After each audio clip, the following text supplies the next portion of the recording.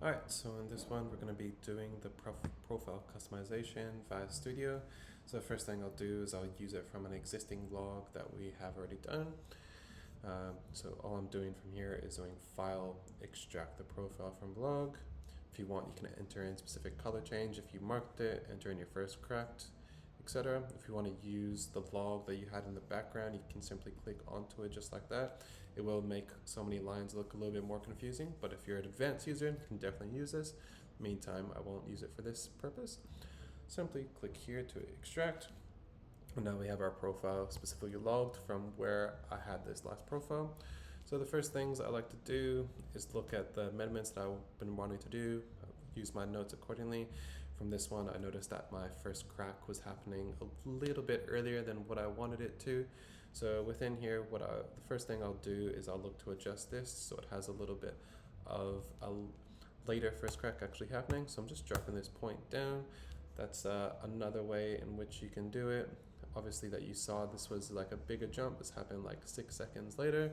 But another way in which you can do it is simply clicking up or down accordingly if I'm using a profile. And if I'm ever wanting to undo anything that I've done, I just simply click onto that. Other thing you can do is once you have finished smoothing all your points out, just simply click smooth point and smooth all. If you're ever wanting to insert a new temperature point, you can have as many points as you want. I suggest honestly just using whatever you have within the profile and just adjusting it up to temperatures, and use the other variables to really control your roast the way you want it to. From there, I'll just click smooth all and it'll correlate my roast perfectly.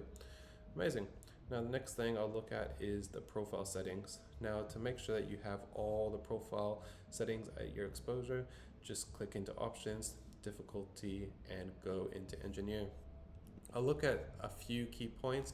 If you're wanting to go a little bit deeper with each thing, just simply put your toggle around this and you'll be able to see like a little breakdown of each thing.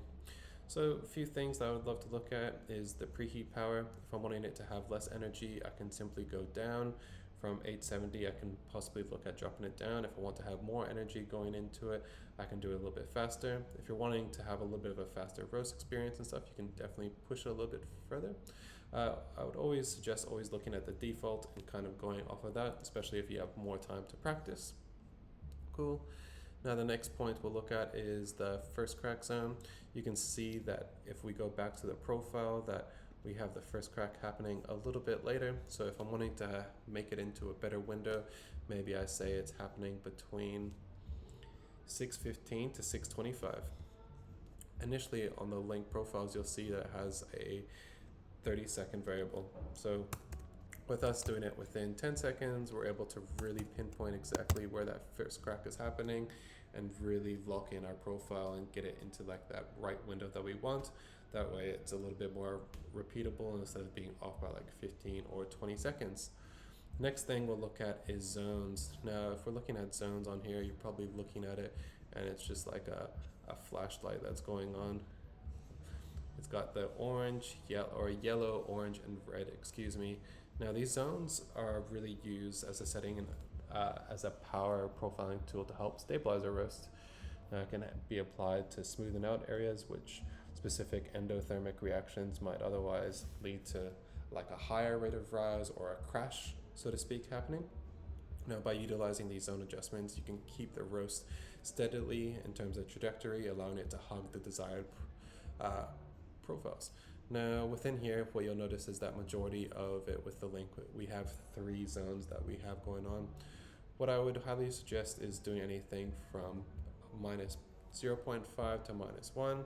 This will allow you to have that steadily rate of rise that you really want, avoiding any roast defects to actually have happening. If you want to change the timings of it, you can easily do it just the same way we did with the first crack. So if we wanted it to align, we can say that this one we're going to have at 620 and we want it to be going between 640, and then from here we can adjust this one, that's going to be 640 to 650, and then the last one being 650 to 830. Now having 2 is ideal, especially within the cupping scene, because typically you're going to be roasting coffees anywhere from 30 seconds all the way up to, who knows, a minute and 10 seconds to really get the control that you specifically want. Now, the next thing that I'll be looking at is the fan adjust. Now, the fan adjust is a multi-adjustment that allows you to add it specifically at certain points of the roast. I highly recommend having it at the Maillard phase and the development phase. This just allows you to have that finite control, helping you to manage the oscillations for your approach as you enter into first crack, especially as we know, so you enter into first crack, the moisture is being released, and these controlled adjustments will allow you to have a more well-managed roast. Another way in which you can do it is you can have it at the beginning part of your roast. So say that you want to have it on your roast instead of manually doing it off of your roaster, you can simply put that in. If you're doing something small like an Ethiopian, obviously you want to probably be doing less of a fan increase for the multiplier. And if you have something big, I would suggest going a little bit further. For this profile, we had it at 0.1, maybe because this coffee that I was using is a larger coffee. This one happened to be a Pacamara.